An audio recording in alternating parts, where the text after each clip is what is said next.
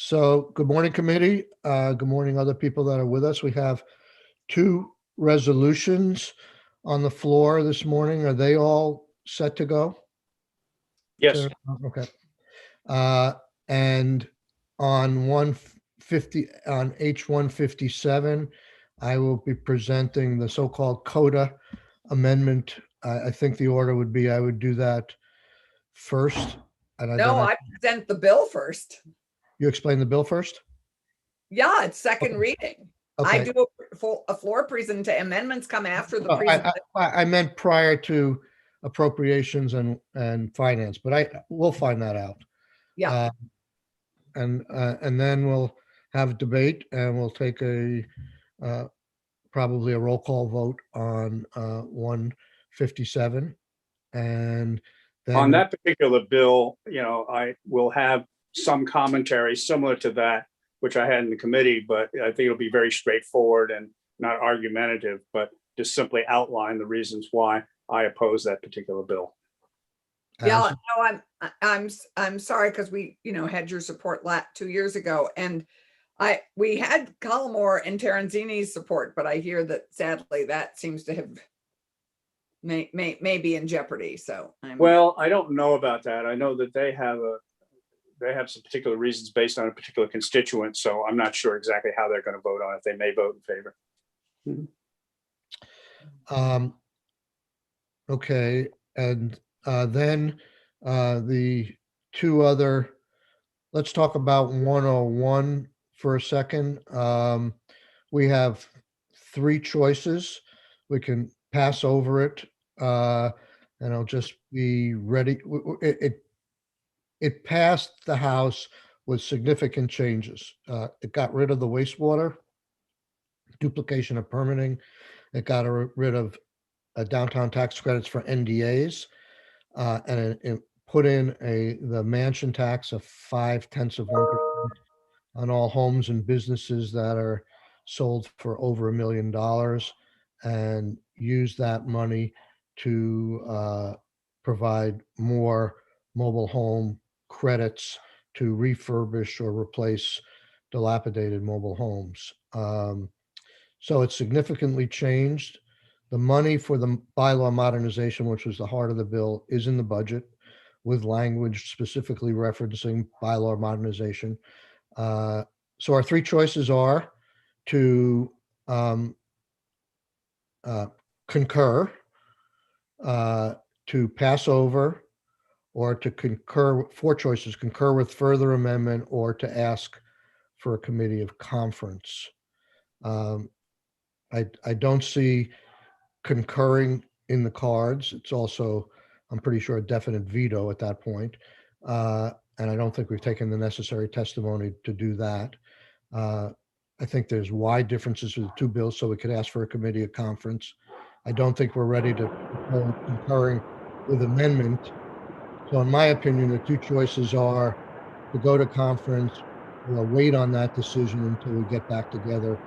And that might, I'm not sure it makes a lot of difference either way.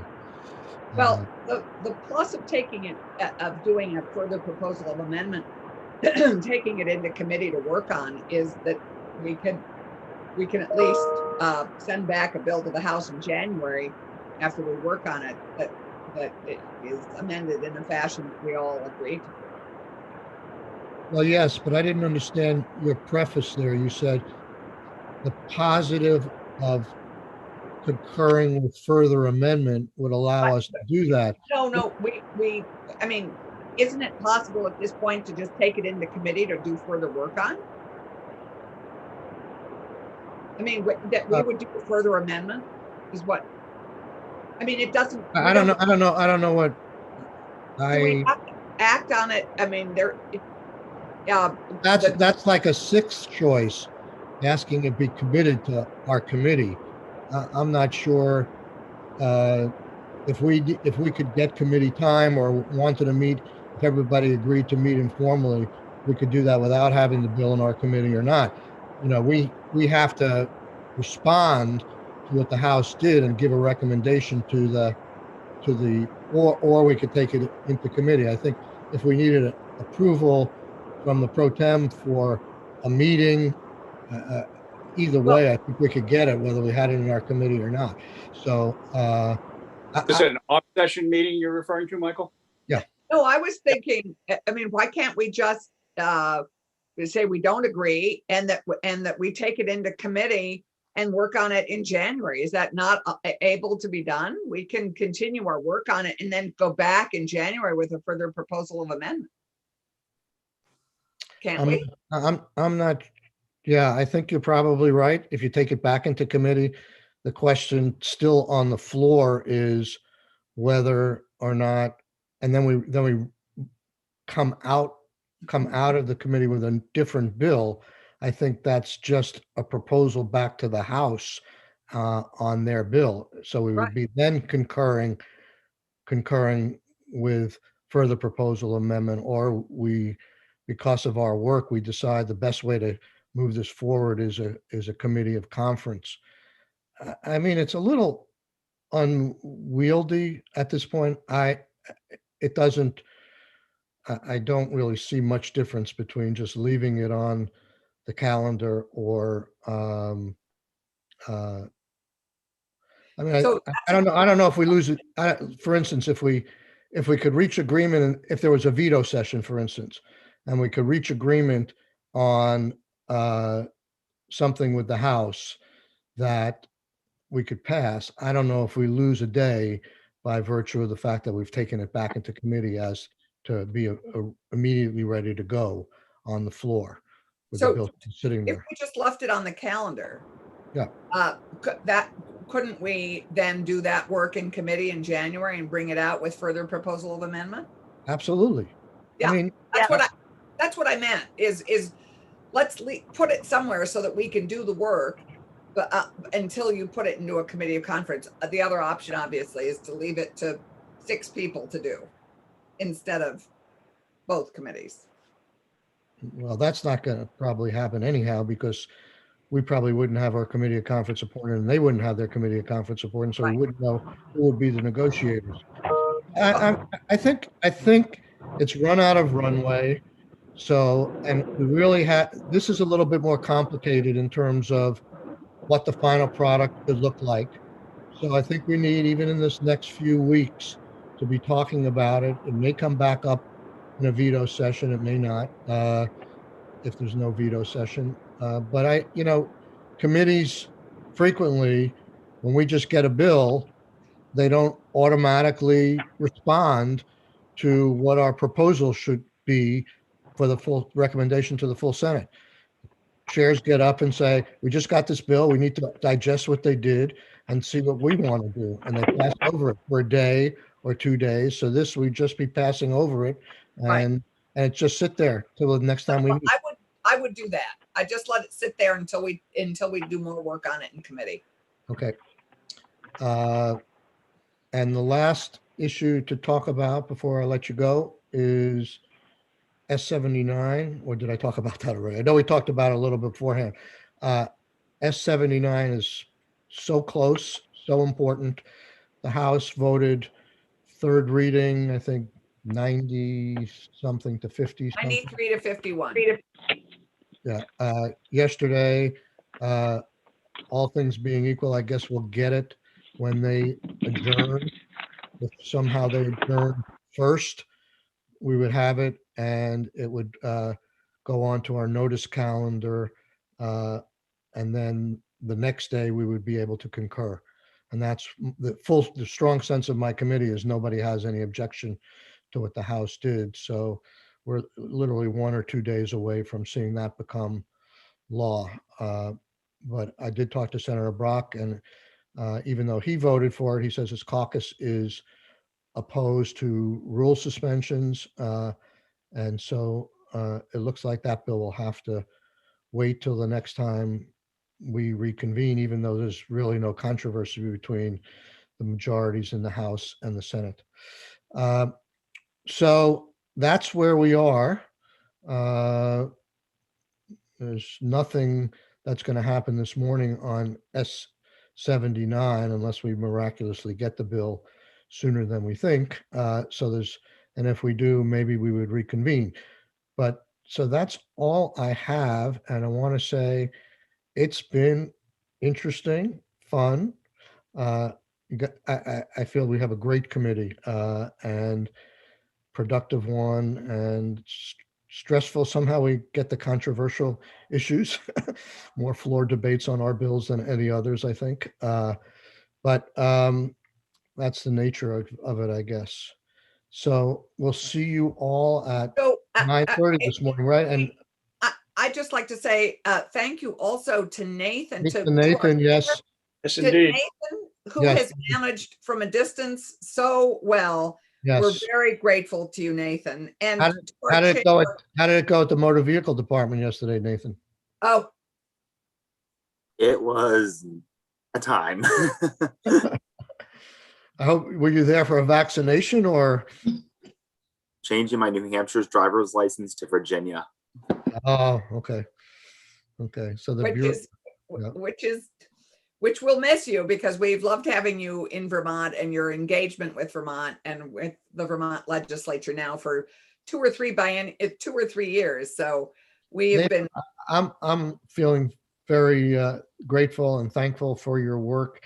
And I'm also feeling that I think we're going to see each other again. So maybe in person, hopefully. Sooner than you think in some cases. Okay. oh, that's good. And Mr. Chair, thank you for your leadership. We've had some rocky times, but it's never dull. Right. And your passion for these subjects that we deal with, I think we all appreciate the values that drive your passion.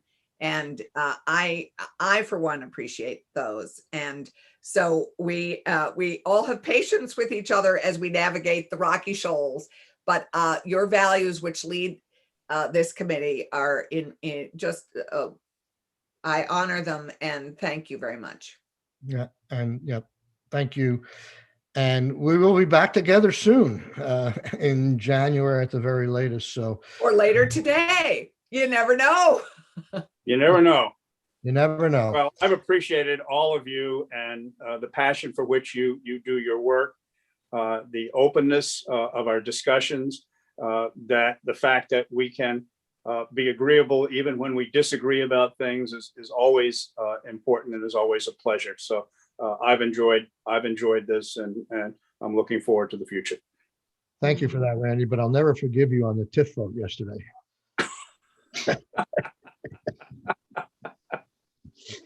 We're gonna get those. We're gonna get those mini TIFs. We're gonna get those project-based TIFs someday.